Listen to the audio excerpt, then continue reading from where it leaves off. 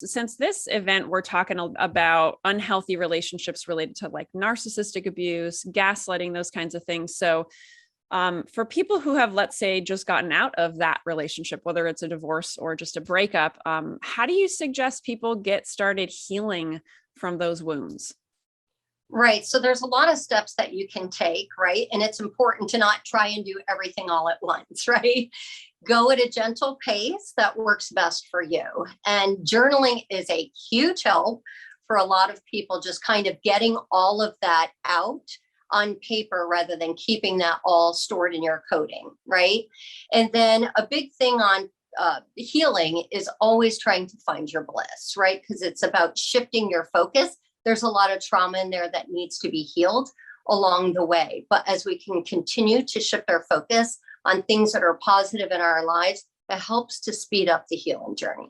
Mm-hmm. Yes, absolutely. Awesome. And like, I know in your work, you talk about, right, people having gone through divorce, sometimes having a hard time loving themselves or accepting themselves or blaming themselves or right, all those kinds of things for being in a maybe unhealthy relationship. So what might be some steps people can take to start loving and accepting themselves after a breakup?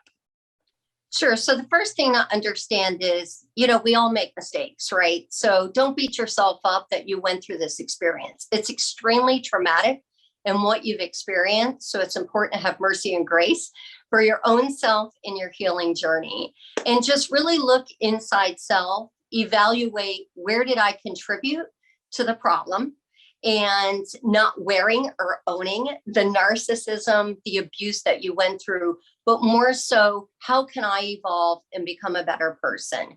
Get into a support network is huge, right? Find your tribe. You want people that aren't going to jump in the pit with you, but rather encourage you and gently help you along your journey. So journaling, getting involved in the right group. Food is a big source of the brain, right? So we want to make sure that we're eating healthy, whether your source is juicing or healthy smoothies. You want to power the brain, vitamin supplementation, and really plugging into things that make you happy. Mm-hmm. Yes, going back to the bliss conversation again, absolutely. And what about people who are like, man, I don't even know the last time I thought about right what makes me happy or what brings me joy or bliss, right? I think so many people tend to lose themselves in relationships, and maybe it's so unhealthy that they just don't even know themselves anymore. Any thoughts for people who are kind of struggling with that? Yeah, so I definitely suggest getting involved with working with a consultant. I'm dealing with a client right now that very much was that way when, she came to me a couple of months ago. I'm just flat out, I don't know my bliss. I haven't felt happiness. I just feel exhausted and put through the ringer, right? And so through times of just working through, looking at patterning, looking at the pitfalls, encouraging, right? Because everybody needs encouragement along their journey, right? And that's a big component of what a lot of people are missing. And that will help to build up and empower yourself and pull out the skills and what's important to you. And so helping my client along the journey, I'm happy to say she has found her bliss. Excellent. Gotcha. Awesome. Well, thank you for that. And what about people who, right, you mentioned in the beginning that if we haven't done our work, right, sometimes we can attract our parents or people like our parents or unhealthy versions. How do people go through a divorce or breakup now and then like not repeat the cycle, right? A lot of people might have that experience of like dating the same person over and over again or marrying the same person over and over again. Any thoughts there for people? So the biggest thing is to make sure you take the time to heal and to do the work. So if I look at the people that have repeated the patterns, they're people that jump into another relationship. Take time to really get to know yourself. This is an opportunity for the new you, right? Decide what's important to you. Start to make that list, not in a relationship, more so in yourself. What makes me happy, right? Because it really does come down to your own happiness first. You can't give away what you don't have inside yourself. So it's really about building yourself up. It could be pottery class. It could be going out for a cycling class. Again, that group thing helps to advance along the journey. Mm-hmm. Gotcha. And I'm curious to talk about a little bit about gaslighting, since that is a term that seems to be growing in popularity, or at least awareness, right? People talk about it more and more these days, and especially as it relates to like romantic partnerships. So could you share a little bit about what you think maybe the impacts would be of being in a partnership with someone who tends to gaslight their partner? Well, yeah, you're definitely going to lose a sense of yourself, right? And then you start to become almost like brainwashed, like maybe I am the crazy one, maybe I am the problem, right? And no, that is not the case. That's why it's very important to make sure you do your work and you heal so you don't attract that other person. Or if you do, that you can quickly identify and get out of that situation. Mm-hmm. But gaslighting is tormenting. For sure. It annihilates our confidence in who we are.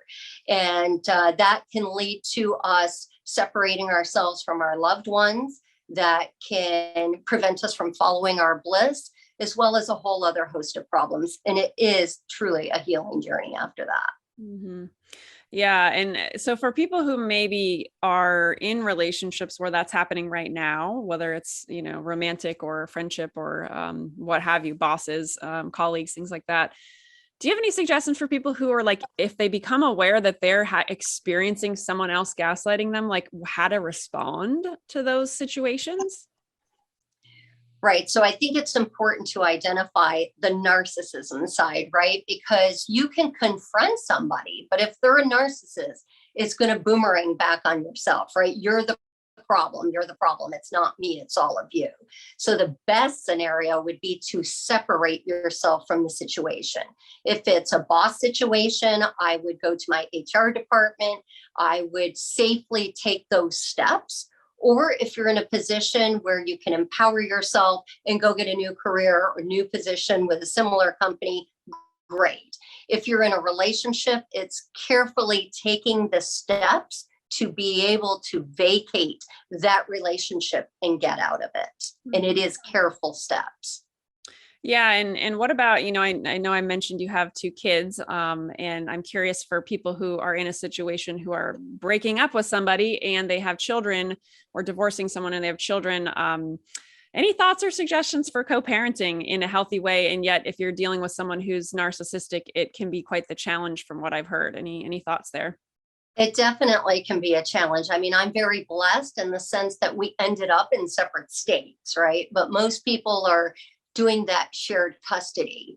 I had a policy in the divorce papers that he was not even allowed to come up and ring my doorbell because it's the triggers, right? Just seeing him, dealing with him. So I would say keep everything as professional as possible on text. Yes, narcissists, gaslighting, all that stuff can happen. It's important to continue to work on your own journey. Again, following that bliss, because that will help to shift your focus on what's important to you rather than continuing to constantly being fed the negative from the relationship. And very, very, very important when it comes to children is to not talk poorly, no matter what you think about the other parent, to not talk poorly to your children about the other parent, because it will end up boomerang. They will resent, and then eventually may even cut off communication from yourself.